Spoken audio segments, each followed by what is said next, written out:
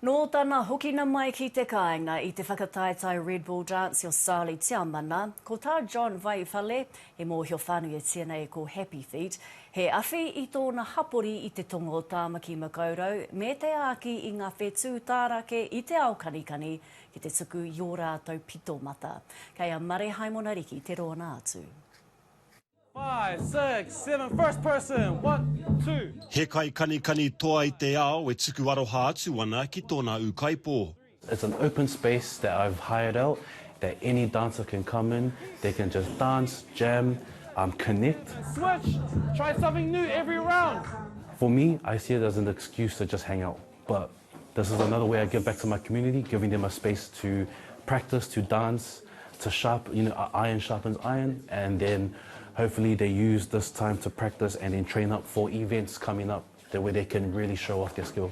Okay, I'm finished my round and then I pass it so it keeps going. Don't just walk off, okay? Ko Happy Feet te ingoa mōkai o John Vaifale, ka tahi anō ka hoki toa mai te whakataetai dancehall style I Frankfurt Tiamana. Ko ia nahe te kai kanikani no Aotearoa I reira, ka matu I whai huarahi ia ki te hāpai I te ahurea Māori I ana neke hanga.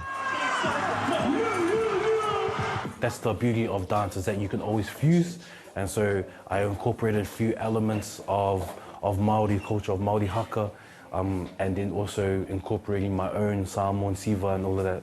I feel like with Māori Pacifica, I think that's the reason why we do so well.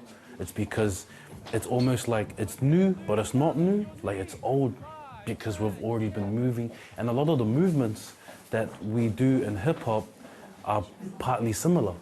A te pō nei, ka whakatū whakataetai kanikani a Vaifale ki te puku o Tāmaki, ka mutu ko ngā kai kanikani toa I te taone e kimihi ana.